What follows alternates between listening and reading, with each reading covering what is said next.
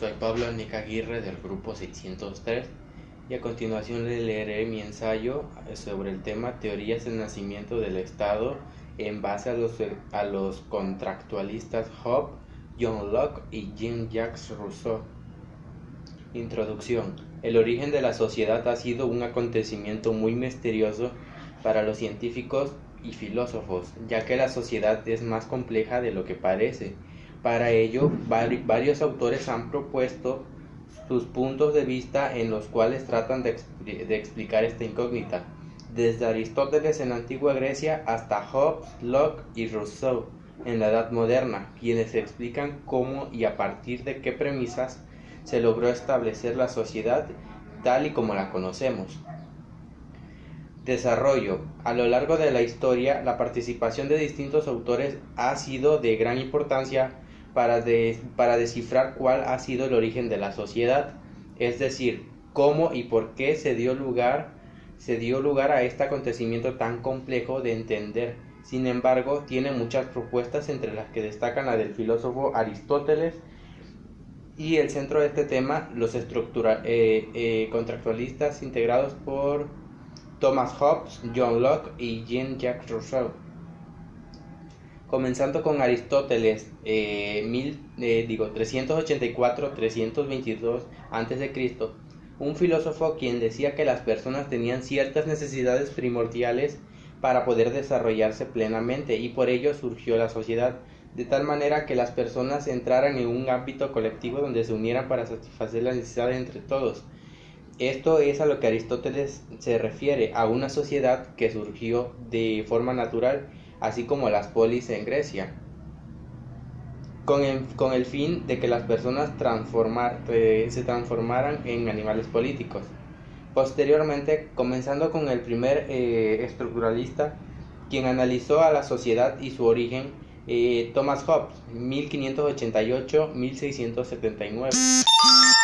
Tuvo una gran importancia en el desarrollo de esta idea, pues él creía que la sociedad no había surgido de manera natural, tal y como lo plantea Aristóteles. Él creía que antes de la sociedad los humanos se encontraban en un estado de naturaleza donde tenían libertad absoluta y el cual estaba muy predominado por la mente primitiva. Es decir, que los humanos estaban siempre en ofensiva y defensiva, matando si es necesario y haciendo todo lo posible por sobrevivir, a su vez que las emociones les predominaban, como el egoísmo y la temperamentalidad. Después de este estado de libertad, Hobbes creía que los humanos necesitaban crear un sistema el cual les permitiera mantener sus intereses con la finalidad de que todos salieran de ese estado de naturaleza. Para lograr esto, entonces los humanos crearían un pacto en el cual se crearía la monarquía absoluta, es decir, un sistema social el cual permitía que todos sus integrantes establecer un acuerdo de paz, tranquilidad y desarrollo de cada una de las personas. De esto se lograría siempre y cuando varias personas estuvieran de acuerdo en ser sometidas por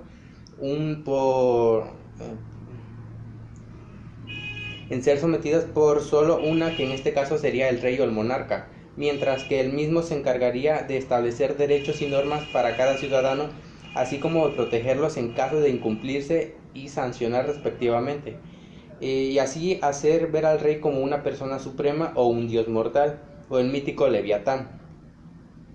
Después, el filósofo inglés John Locke, en 1632-1704, retomaría esta idea para establecer la suya, la cual fue muy distinta a la de Hobbes. Primeramente, Locke creía que el estado de naturaleza del hombre antes de pertenecer a la sociedad no era hostil ni egoísta, como lo plantea Hobbes, sino que era pacífico y tranquilo, ya que el humano no nacía siendo una bestia o cruel, simplemente lo hacía tranquilamente. Después de esto, Locke creía que el Estado surgiría de forma pacífica y razonable, sin necesidad de ser sometidos a un sistema monárquico. El sistema al que este autor hacía referencia era un sistema sociopolítico, parecido actualmente a la república. Esto porque decía que las personas deberían crear un pacto entre sí mismas para crear al Estado, pero siempre y cuando gocen de derechos y estén sujetos a obligaciones y sanciones que regulen su conducta. Asimismo, el Estado se encargaría de proteger y hacer que se respeten dichos derechos e intereses de los ciudadanos, y esto se debe llegar a cabo mediante tres poderes y no como uno, como decía Hobbes. Estos poderes garantizarían mejor estabilidad social, siendo el poder ejecutivo el encargado de hacer que los derechos sean respetados y mantenerlo así. El poder federal, cuya finalidad es representar al Estado en acciones donde no pueda hacerlo como algo subjetivo, es decir, alguien que se encargue de representar al Estado en acciones como relacionarse con otros estados, etc. Y por último, el poder legislativo es el poder que se encuentra por encima de los demás, teniendo la mayor importancia, pues su función es crear las leyes, una tarea realmente importante para el desarrollo de la sociedad y por ende del Estado. La teoría de Locke también decía que si algunos de sus poderes no cumplían con sus deberes, el pueblo, es decir, los ciudadanos, tenían el derecho a restablecerlos mediante su distribución. Por último, el filósofo Jean-Jacques Rousseau, 1712-1778, fue un filósofo suizo que aportó una teoría que explicaba el origen del Estado.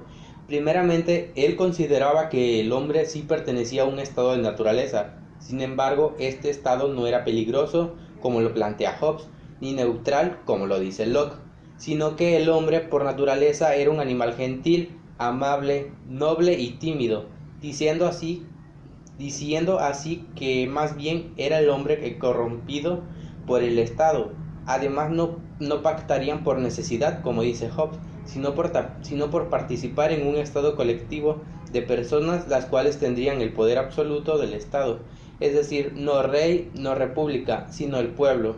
El pueblo sería el soberano que tomaría las decisiones acerca del mismo y se regiría por sí mismo. Recordemos que el pueblo es el conjunto de personas organizadas capaces de acordar y entenderse para un bien de todos. El sistema que nos plantea Rousseau es el más democrático entre todos los mencionados, pues depende de la participación de cada ciudadano en quienes se reparte el poder de manera igual a cada uno, y dicho sistema estaría caracterizado por los siguientes atributos. La soberanía sería absoluta, debido a que sería única y no tendría intervención de otras. Sería inalienable, ya que si se renunciase al poder sería perjudicial para la misma, para la sociedad, recuerden. Es indivisible, puesto que en ella participan todos los integrantes de la sociedad sin excepción alguna. Ahora, terminando el desarrollo, le diré la conclusión. ¿Qué mejor manera que terminar recalcando que estos autores y generalmente los tres estructuralistas desempeñaron un papel fundamental para poder tener un concepto y una idea acerca del origen del Estado y la sociedad? Todas las teorías propuestas fueron muy buenas y detalladas, por lo que son importantes, ya que otorgaron formas de percibir a los humanos antes y después de la sociedad, así como también dieron una explicación a cómo fue el proceso que pasó para que se llegara a formar finalmente el modelo que se tomaría de la sociedad. Sería todo.